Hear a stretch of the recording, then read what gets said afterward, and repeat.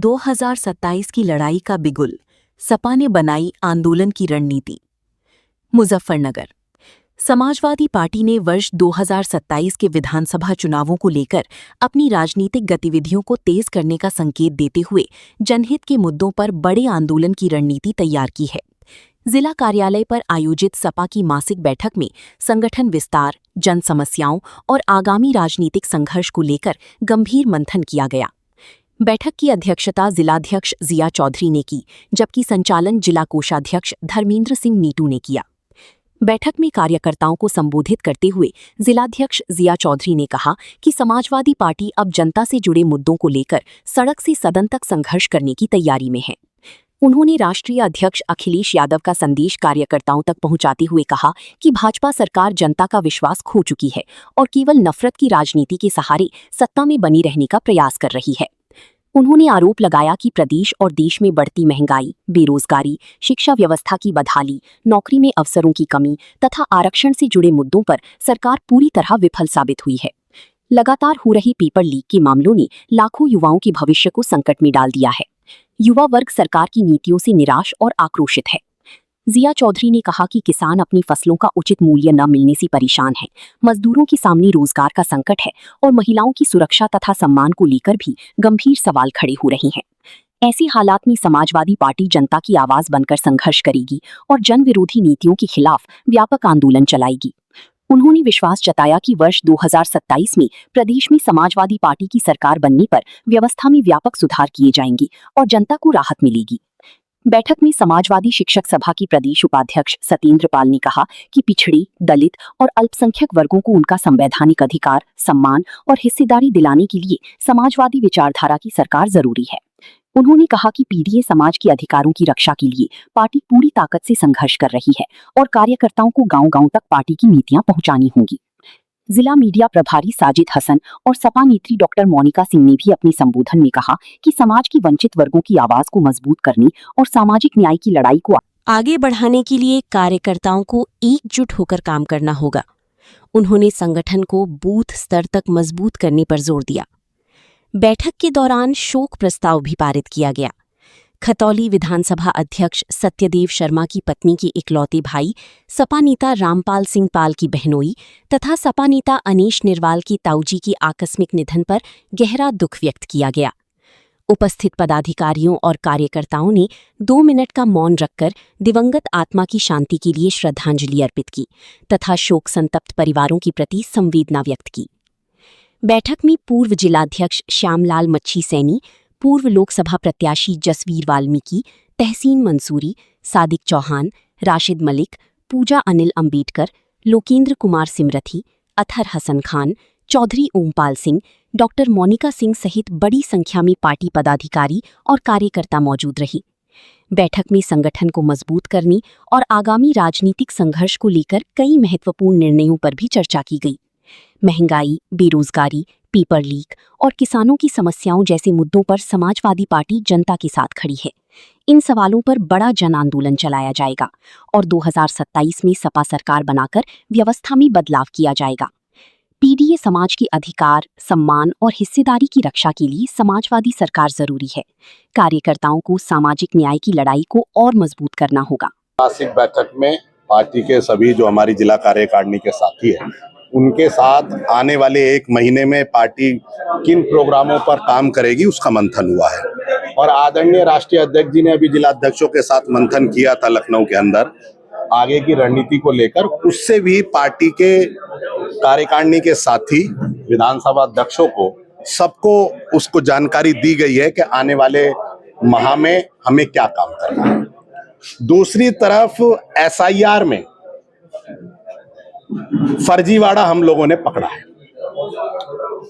जो अंतिम मतदाता सूची आई है उसमें सरकारी मशीनरी द्वारा चुनाव आयोग में लगे लोगों के द्वारा भाजपा को लाभ पहुंचाने के लिए बहुत सारी वोट ऐसी बनाई गई हैं जिन्हें हमने चिन्हित की है और आने वाले 1 हफ्ते के अंदर हम 6 की 6 विधानसभाओं पे चुनाव आयोग की पर्दे के पीछे की गई चोरी को पकड़कर बड़ा प्रदर्शन और उस चोरी को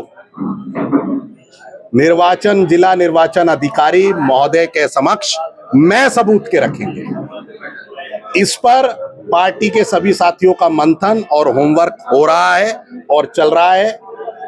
दूसरी तरफ जिस तरीके की व्यवस्थाएं सरकारी तंत्र में भ्रष्टाचार को लेकर हो, नीट की परीक्षा को लेकर 22 लाख बच्चों के भविष्य को दांव पर लगा दिया हो, जिस तरीके से जो परीक्षाओं के पेपर लीक हो रहे हैं, जिस तरीके से महंगाई बढ़ रही है और केंद्र सरकार का और स्टेट सरकार का कोई अंकुश महंगाई के तंत्र को रोकने पर नहीं है।